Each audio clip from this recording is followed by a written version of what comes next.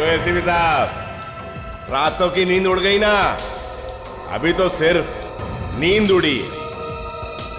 देखो आगे क्या होता है।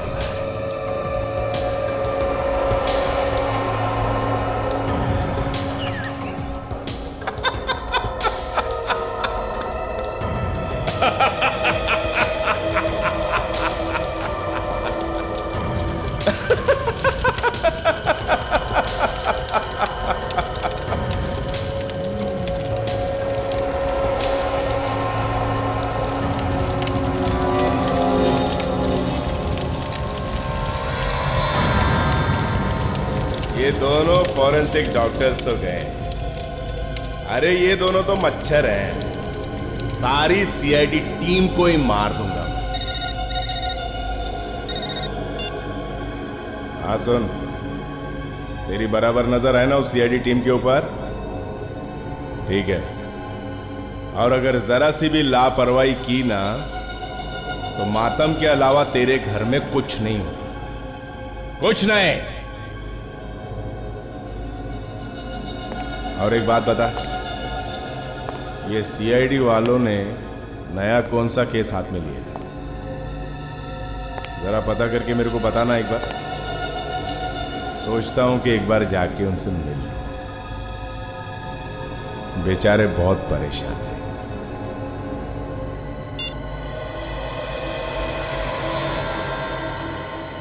एसीपी प्रद्युमन, अगर दम है तो रोक ले। एक और गया तेरी टीम से।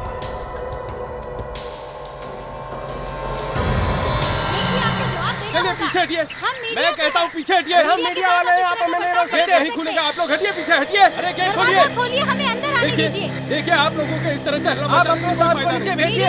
ये आप ठीक नहीं कर रहे। आप लोग अंदर नहीं आ सकते, हटिए। आप गेट खोलिए, आपको जवाब देना होगा।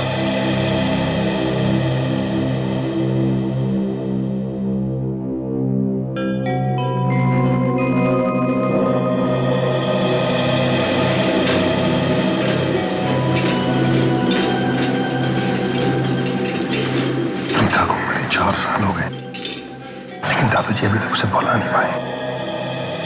प्यार में ऐसा ही होता है, इंसान जिसे सबसे ज्यादा प्यार करता हो ना, उसके लिए उसे भुलाना इतना आसान नहीं होता। हाँ, ये बात भी ठीक है। दरअसल पिता की मम्मी डैडी के एक्सीडेंट के बाद दादा का अपनी पोती के लिए प्यार और बढ़ गया था। वैसे 4 साल पहले प्रीता के साथ हुआ क्या था, ये तो मुझे नहीं मालूम, लेकिन इतना पता है कि अचानक ही वो कहीं गायब हो गई थी।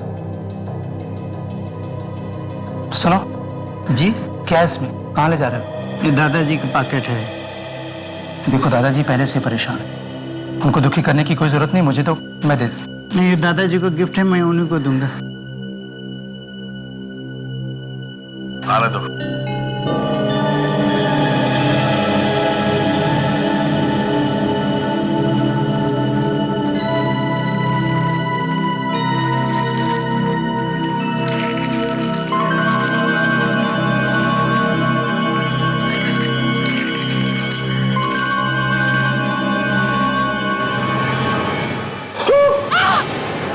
क्या हुआ? ये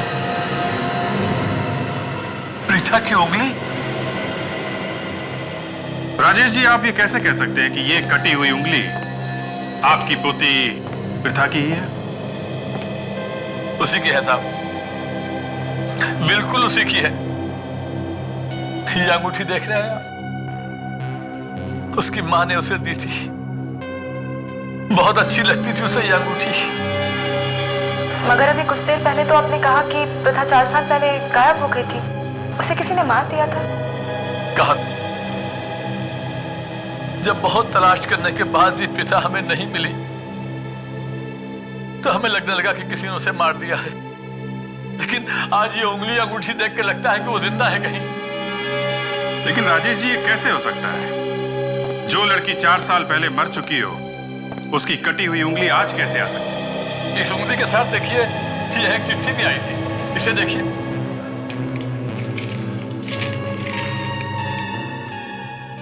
तुम हर साल अपनी पोती की बरसी मनाते आ रहे हो पिछले 4 सालों से, मगर बरसी मरे हुए लोगों की मनाई जाती है, जिंदा लोगों की नहीं।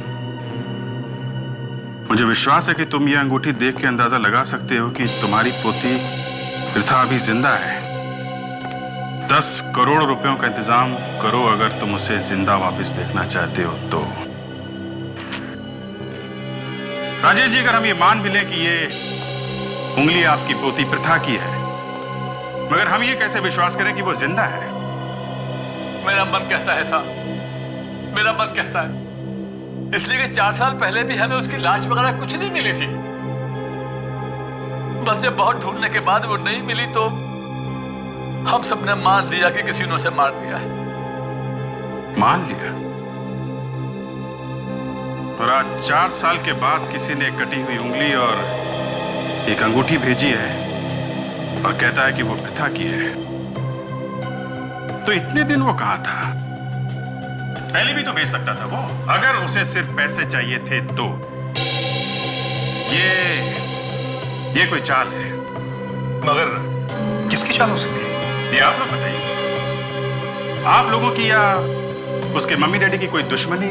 नहीं, उसके मम्मी डैडी तो बहुत अच्छे लोग थे और दुश्मनी तो हमारी भी नहीं है किसी के साथ। तो फिर एग्जैक्टली हुआ क्या था आज से 4 साल पहले जब प्रथा गायब हुई थी? तो देखिए साहब, हमारे परिवार का ये दस्तूर रहा है कि साल में हम सब लोग एक जगह इकट्ठा होते हैं। आपस में मेल मुलाकात भी हो जाती है और कारोबार की, बिजनेस की बातें भी हो जाती हैं। बाहर की दुनिया को यह पता भी चल जाता है कि हम सब एक साथ हैं। तो फिर जिस दिन प्रथा गायब हुई थी, आई थी वो मुझसे मिलने,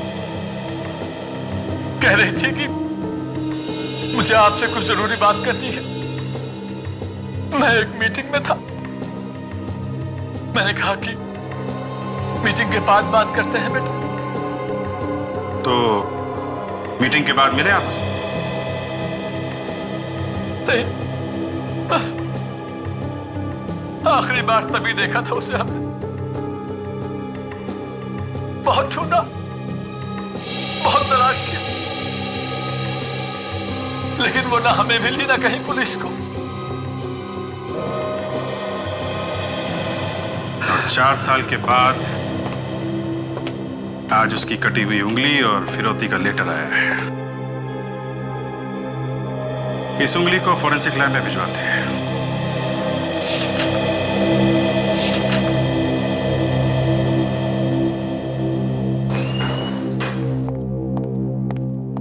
साहब, दिल्ली से इंटेलिजेंस ने रिपोर्ट भेजी है।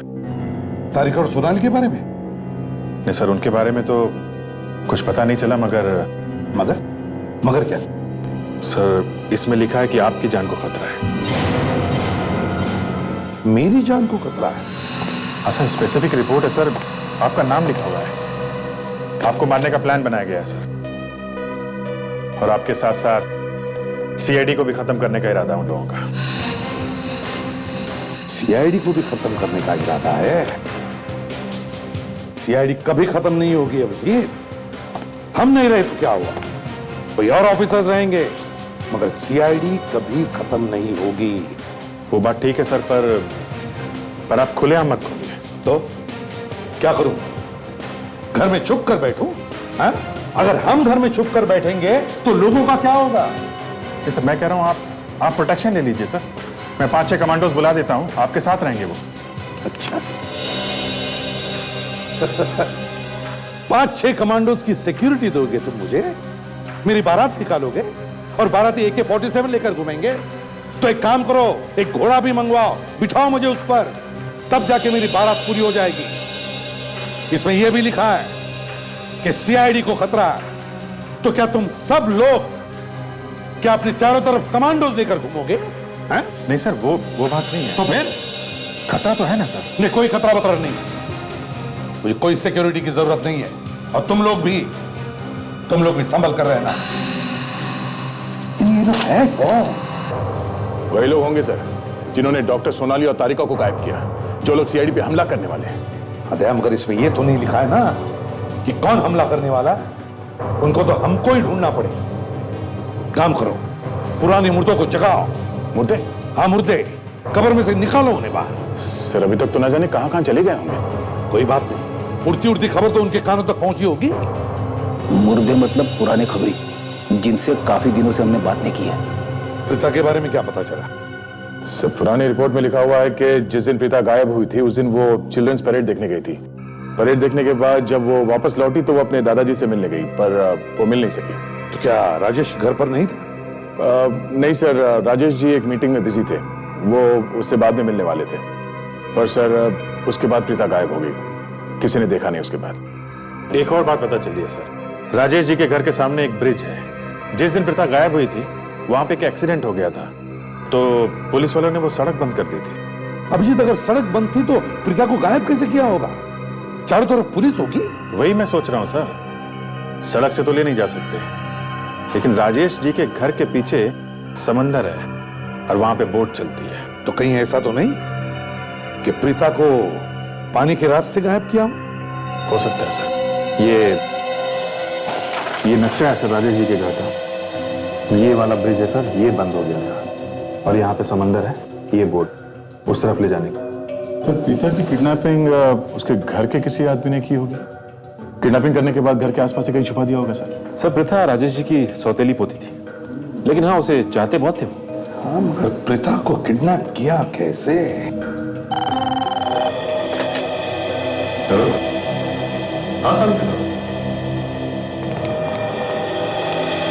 सर किसी घर में उसी के घर के आदमी की उंगली काट कर भेज दी जाए, उनके दिल पे क्या गुजरती है, ये देख के दिल दहल गया। बस ये उंगली देखो कितनी पतली है ये, और ये अंगूठी कितनी बड़ी है। ऐसा लगता है निकल के गिर पड़ेगी। बिल्कुल गिर ही पड़ती।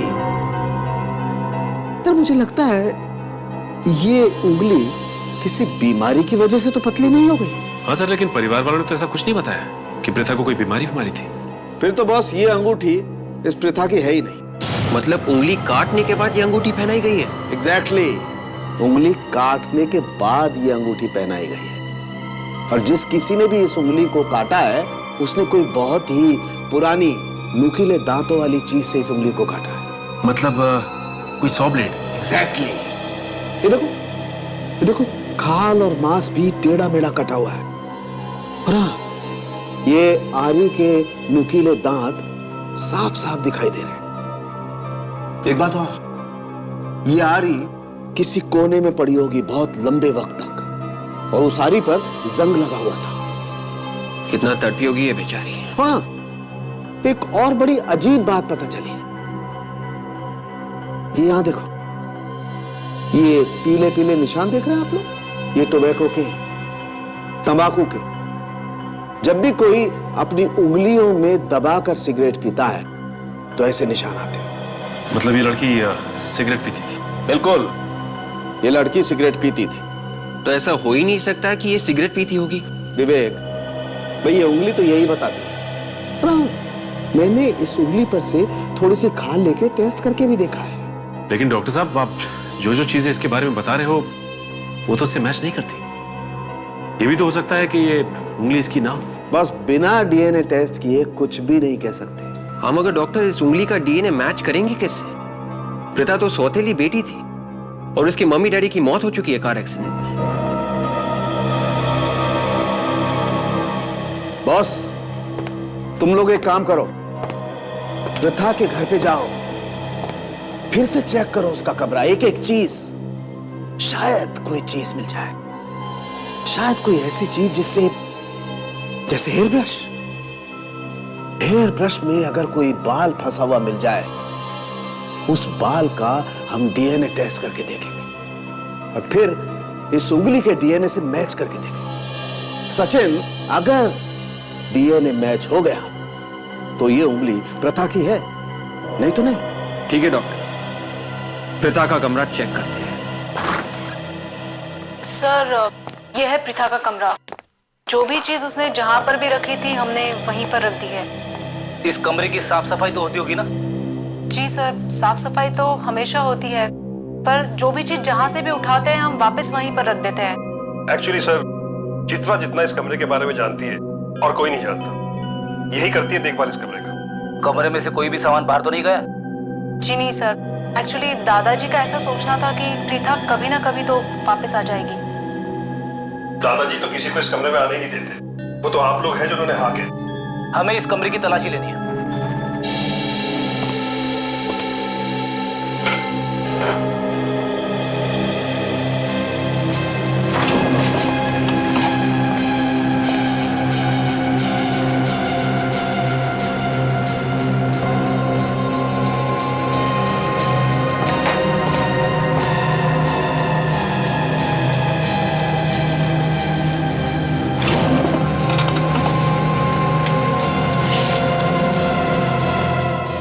खूनी किताबें बहुत पढ़ती थी क्या?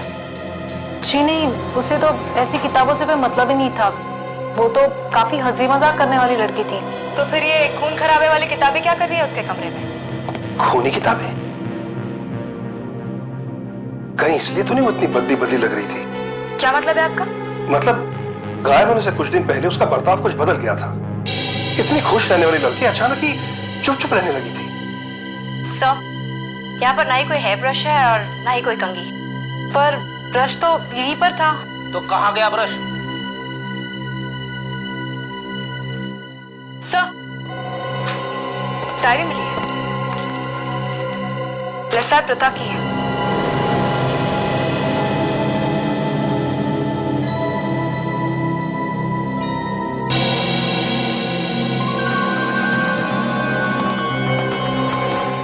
क्या बात है बताओ।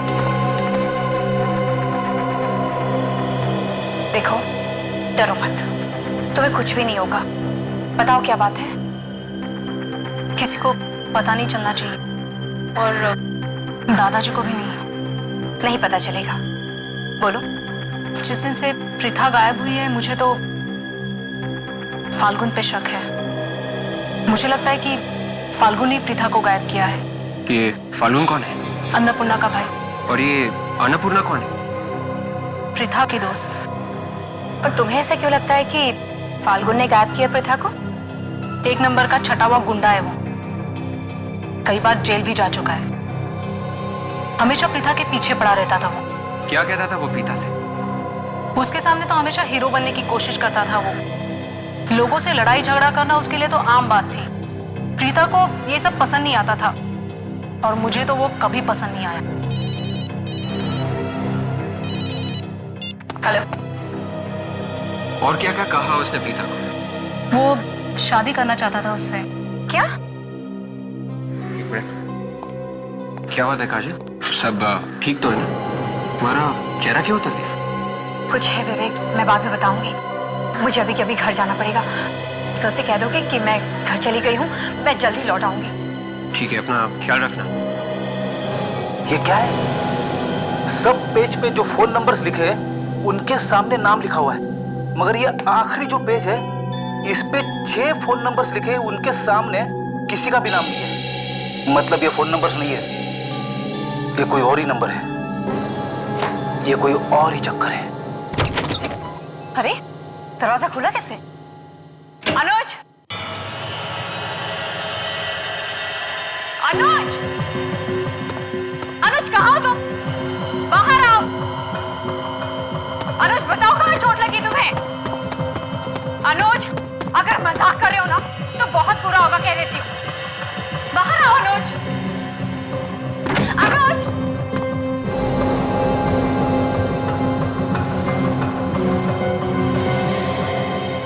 Oh my God! अनुज! अनुज! अनुज तुम ठीक तो हो अनुज?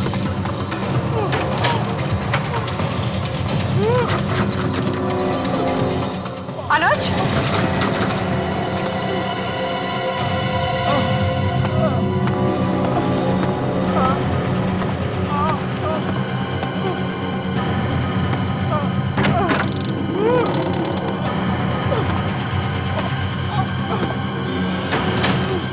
यहाँ तो कोई भी नहीं है। तो ये आवाज कहाँ से आई थी?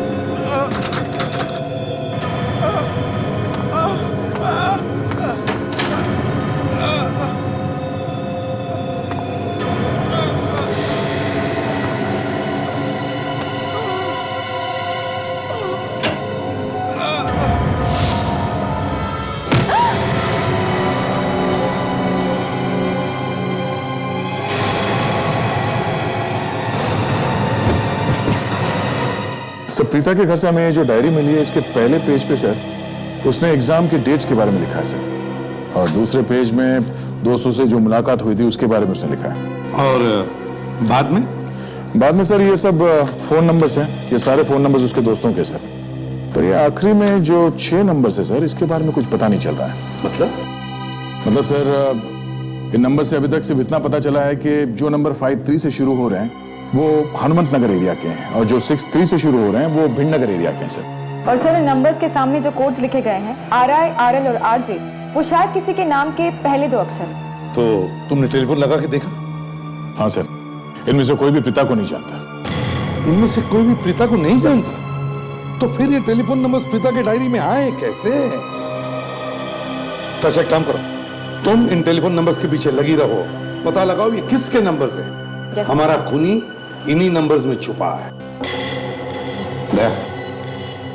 जरा प्रीता की दोस्त अन्नपूर्णा से मिलते हैं।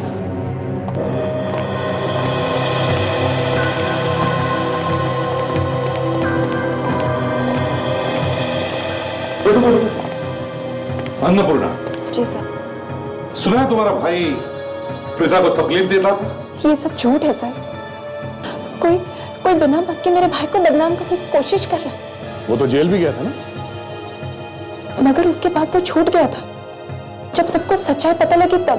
अच्छा, ताशा जरा डायरी लेकर आओ।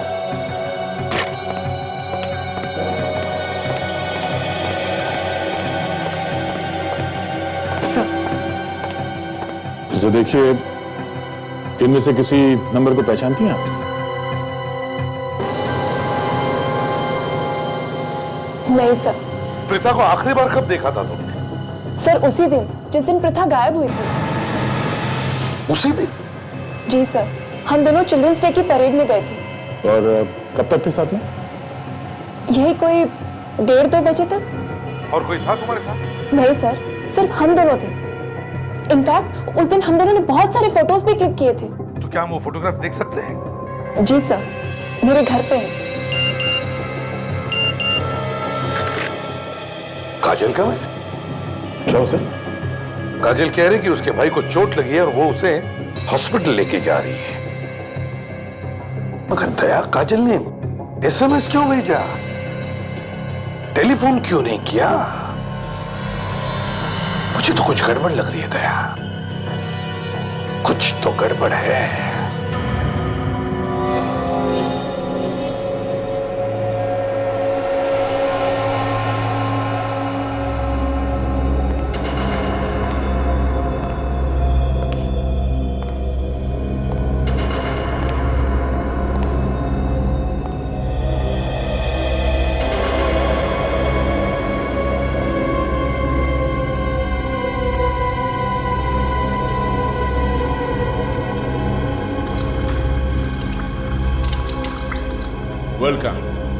वेलकम मिस काजल। हमारे ग्रुप में आपका स्वागत है। सीआईडी की दुनिया से अलग एक हमारी भी दुनिया है जिसमें आपका स्वागत है।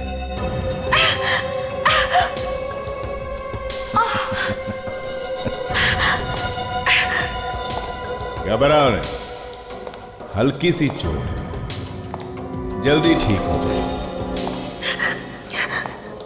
कौन हो तुम? इतनी जल्दी भी क्या है, सब पता चल जाएगा।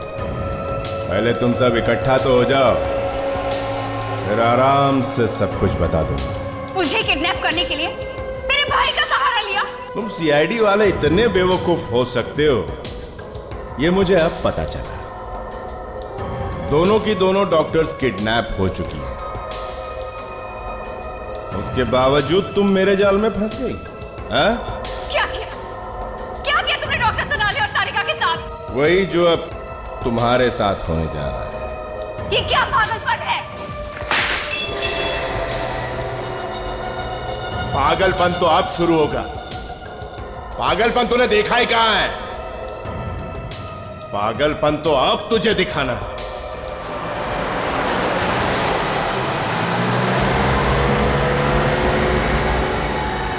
बचाओ! कोई है? बस, अब तुझे कोई नहीं बचा सकता। भगवान भी बचा नहीं सकता।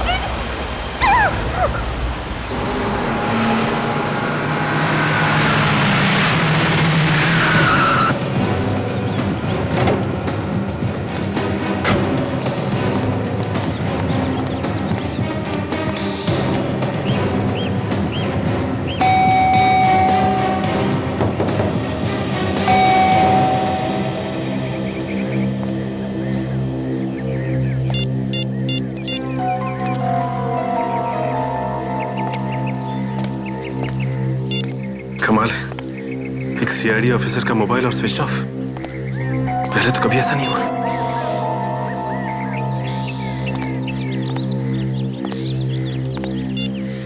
जरा सी चोट क्या लगी भाई को के मोबाइल ही स्विच ऑफ। कुछ गड़बड़ तो नहीं है?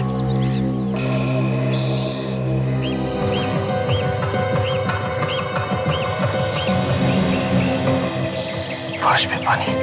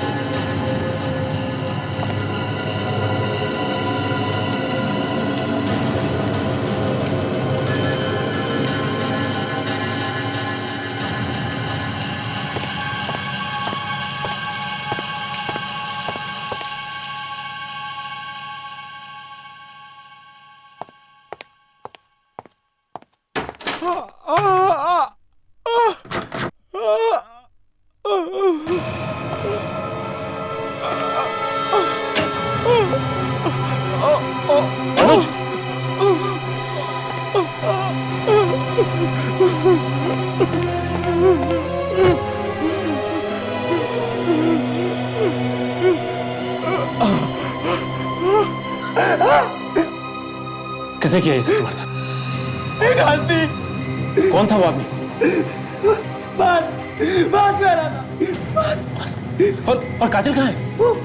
काजल के सर पे मारा, उसे ले गया। ले गया? कहाँ ले गया? पता नहीं। मगर अनुज, काजल को तो तुम्ही ने फोन करके बुलाया था। उसी ने मुझे कहा काजल को फोन करके बुला और बोला तुम्हें चोट लगी है। मैंने मना किया तो उसने मुझे भी मारा। आखिर ये हो कौन सकता है?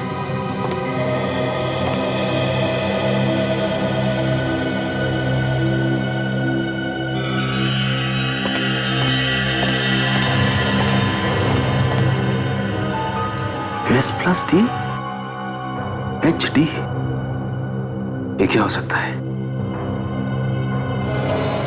सर, एक लड़की अचानक से कैसे गायब हो सकती है सर? विवेक, राजेश जी के आसपास ऐसे बहुत सारे लोग हैं जिन्हें मालूम था कि प्रीता कब कहां जाती थी और कब वापस आती थी। हाँ सर, परेड से वापस घर आने के बाद ही वो गायब। सर, इसमें है वो फोटोग्राफ्स जो परेड में मैंने और प्रीता ने खींचे थे।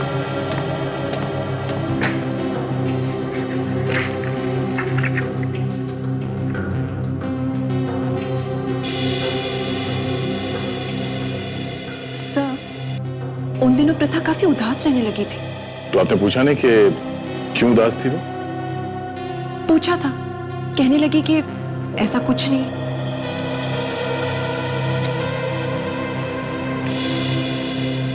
ये ज्यादातर फोटोग्राफ्स में ये प्रथा अपने दाएं तरफ देख रही है। ये देखिए, ये किसे देख रही है, कुछ मालूम है आपको? पता नहीं सर।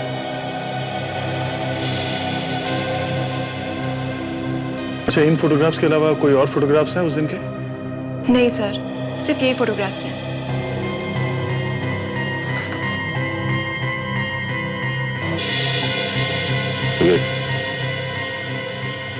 ये देखो। क्या सर? इस फोटोग्राफ में ये आदमी पिता के ठीक पीछे खड़ा है। फोटोग्राफ खींच रहा है। हाँ सर। तो इस आदमी के कैमरे में शायद वो आया होगा जिसे प्रीता देख रही थी। हाँ सर, हो सकता है। लेकिन सर ये तो 4 साल पहले की बात है सर। इस कैमरे वाले आदमी को ढूंढेंगे कैसे?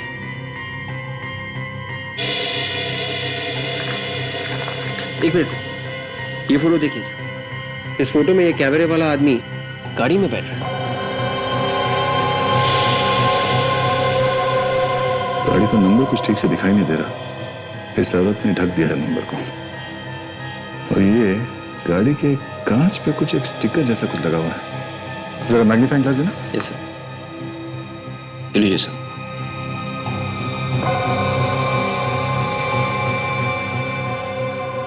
Mehta furniture house. Mehta furniture house. तो यहां से पता चल सकता है कि ये दोनों है कौन।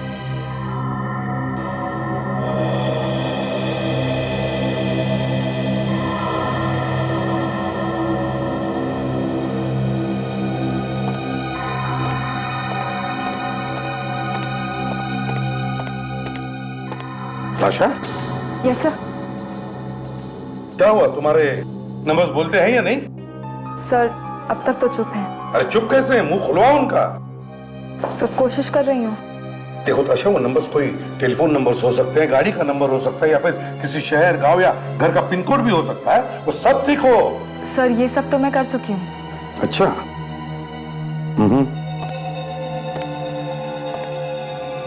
एक बात बताओ, क्या प्रथा के घर वालों ने उसके हॉबीज के बारे में कुछ बताया? वो क्या करना पसंद करती थी? सर हॉबीज का इन नंबर्स से क्या लेना देना?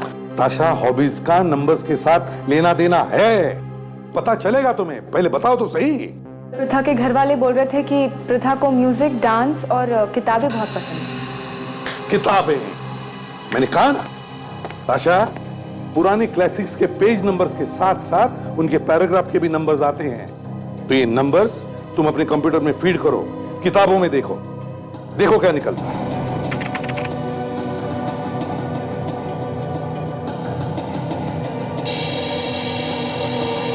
सर बहुत सारे पैराग्राफ्स आ गए। देखो तो सही। सर एक केस है इस तरीके का। 4 साल पहले एक लड़की ने फांसी लगाकर आत्महत्या कर ली थी। स्टार भी बना हुआ था सर फर्श पर, और लोगों ने सोचा कि आत्महत्या है, इसीलिए केस बंद हो गया। नाम क्या है उसका? रिद्धिमा। आ रहा है, रिद्धिमा आ रहा है। इसका एक ही मतलब है ताशा, प्रथा उस खूनी को जानती थी और इसलिए खूनी ने जो भी खून किए प्रथा ने अपने डायरी में लिख लिए, अपनी ही कोड लैंग्वेज।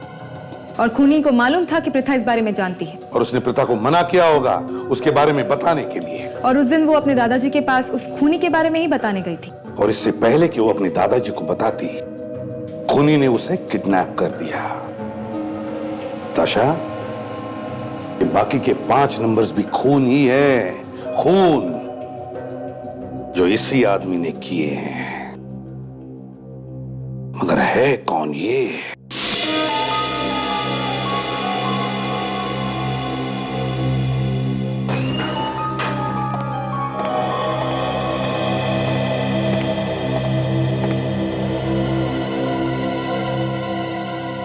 ये कौन है? सर ये काजल का भाई है। क्या? काजल का भाई? क्या हुआ इसको? सर इसे किसने मारा पीटा और कबर्ड में बंद करके रखा था। किसने?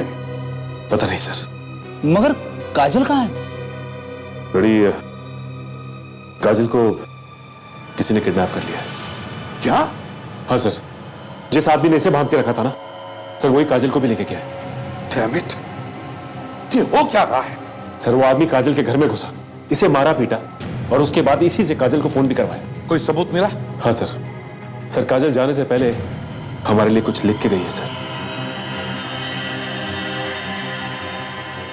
S+T HD S+T HD ये कौन सा फॉर्मूला है सर? फ्रेडी, लगता है ये S का मतलब है सोनाली और T है तारिका, मगर ये HD क्या है? HD क्या है? तूने देखा उसे? नहीं सर, उसने मास्क पहन रखा था।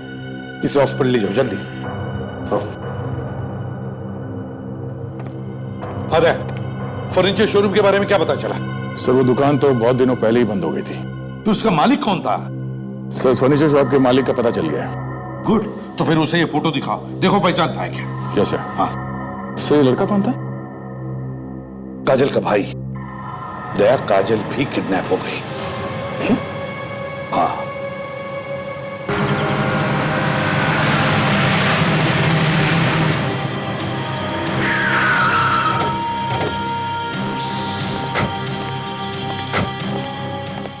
सर, 4 साल पुरानी बात है, पता नहीं इस फर्नीचर वाले को याद भी हो कि ना। पूछ के देखते हैं, पूछने में क्या हालत है। कुछ ना कुछ जरूर पता होगा इसे।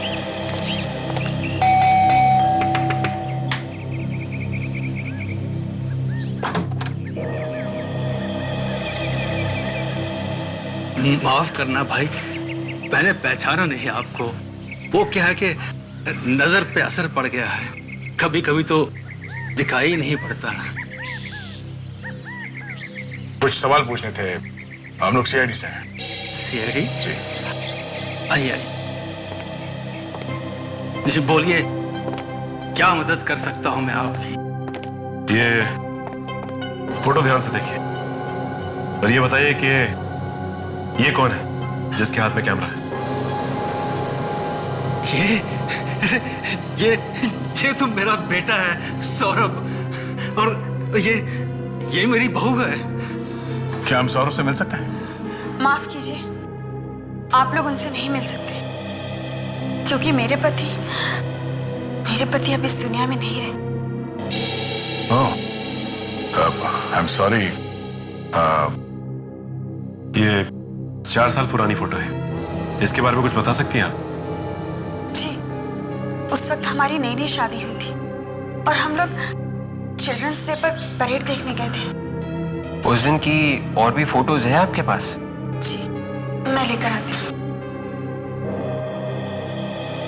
एक बात पूछनी थी आपसे, ये फोटो आपको मिली कहाँ से? वो जो है ये लीजिए, उस दिन की इसमें बहुत सारी फोटोग्राफ्स हैं। थैंक्स।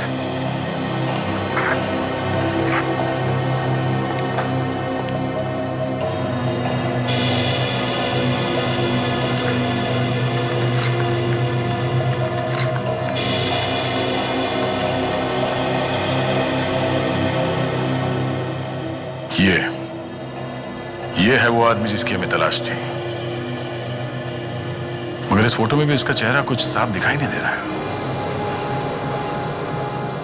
दया, ये बात तो समझ में आ गई कि प्रीता ने अपने डायरी में जो नंबर के सामने कोड लिखे हैं वो उन 6 लोगों के नाम के पहले अक्षर हैं जिनको बड़ी बेरहमी से उस आदमी ने मारा है। सर, प्रीता को खूनी के बारे में पता चल गया होगा, इसीलिए उसने प्रीता का भी खून कर दिया। हाँ, मगर एक बात समझ में नहीं आ रही है कि प्रीता को उस खूनी के बारे में पता चला कैसे, और फिर उसने किसी को बताया कैसे नहीं, सिर्फ अपने डायरी में ही क्यों लिखा?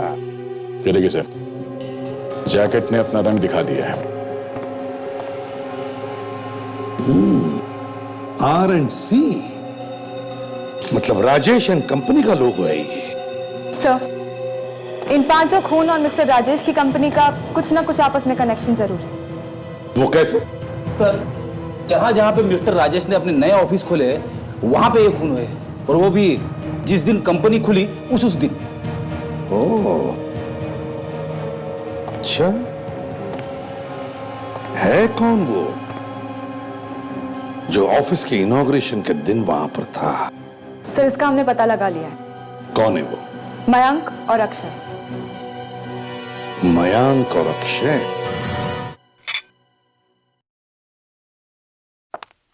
विवेक, ताशा, इन दोनों के कमरों की तलाश है। Yes sir. ये क्या हो रहा है? हमारे कमरे की तलाशी क्यों? परेशान होने की जरूरत नहीं है, अभी सब पता चल जाएगा। एक बात बताओ, जिस दिन प्रथा गायब हुई उस दिन दोपहर के बाद तुम कहाँ थे?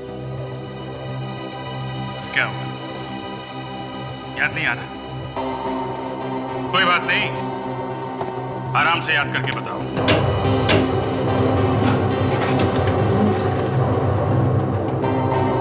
हाँ सर, याद आया। उस दिन मैं अपनी गर्लफ्रेंड के साथ था, नताशा। अरे वाह, बड़ी जल्दी याद आ गया सर इसे। उस दिन प्रथा एक परेड में गई थी, उसके बारे में कुछ याद है? नहीं, मुझे कुछ याद नहीं है। मैं सच कह रहा हूँ, मुझे कुछ याद नहीं है। ठीक है, तुम्हारी गर्लफ्रेंड को याद होगा? हाँ, उसे जरूर याद होगा, लेकिन इस वक्त वो कहाँ पर है मुझे नहीं पता। क्यों? वो तुम्हारी गर्लफ्रेंड है ना? थी।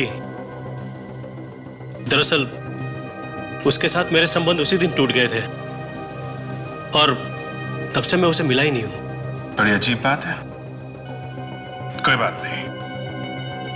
मैन जी, आप कहाँ थे उस दिन? सर मैं तो यहां था ही नहीं, दिल्ली गया था एक कॉर्पोरेट मीटिंग के लिए, और उस दिन मेरी फ्लाइट भी छूट गई थी, इसलिए मैं लेट पहुंचा था। अच्छा। एक बात बताइए, आप लोगों में से जैकेट कौन पहने? ब्राउन कलर की, जिसमें आपकी कंपनी का लोगो लगा हो। मेरे पास ऐसा कोई जैकेट नहीं है, और वैसे भी दादाजी की कंपनी के साथ मेरा कोई लेना देना ही नहीं है। इस तरह की जैकेट तो मेरे पास है ही नहीं, और मैं तो जैकेट पहनता ही नहीं। नहीं, आप में से एक आदमी झूठ बोल रहा है। कौन है वो? अपने आप बता दो। सर, जिस जैकेट की तलाश थी वो जैकेट मिल गई है सर, एक अलमारी में। ये देखिए। किसके कमरे से मिली है? मयंक।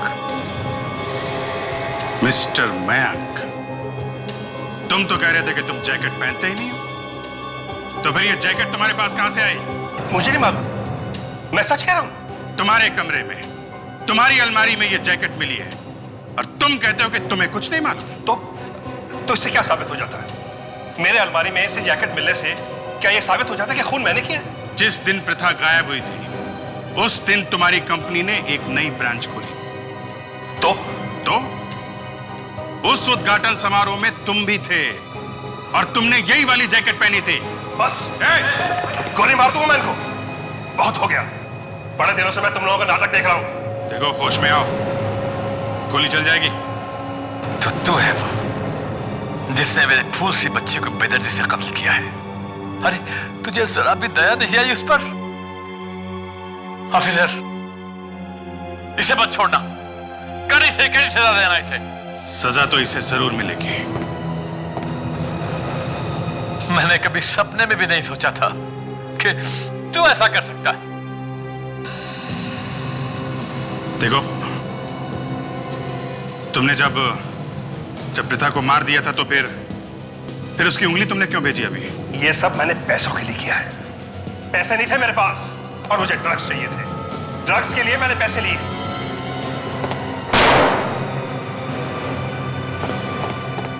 शर्म आनी चाहिए तुम्हें। अपने दादाजी पे गन तान रखी थी, अपनी बहन की जान ली तुमने।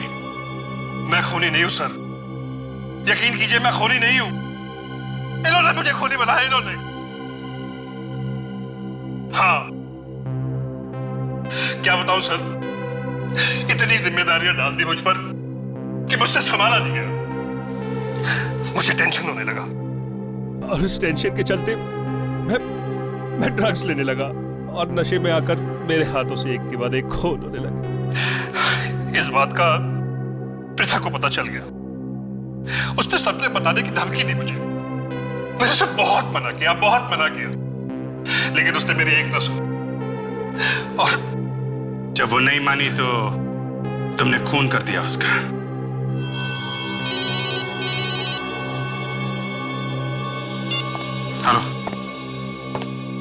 हाँ बोल रहा हूं। क्या काजल का अभी तक पता नहीं चला?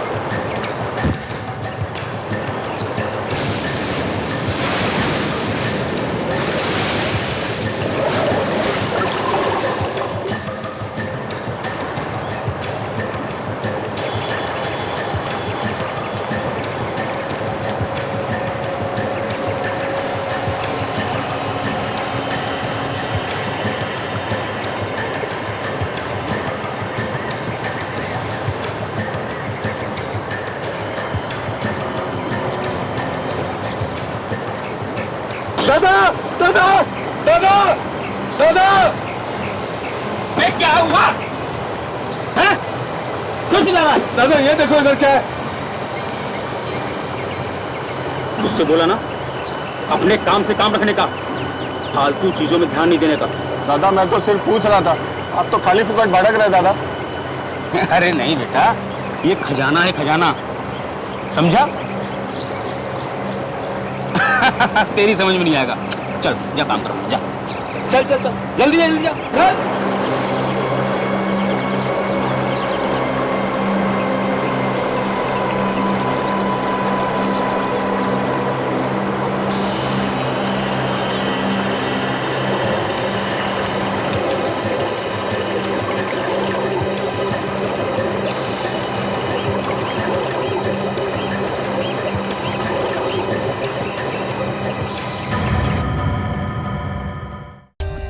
For more updates, subscribe to our channel, click the show links and enjoy watching the videos.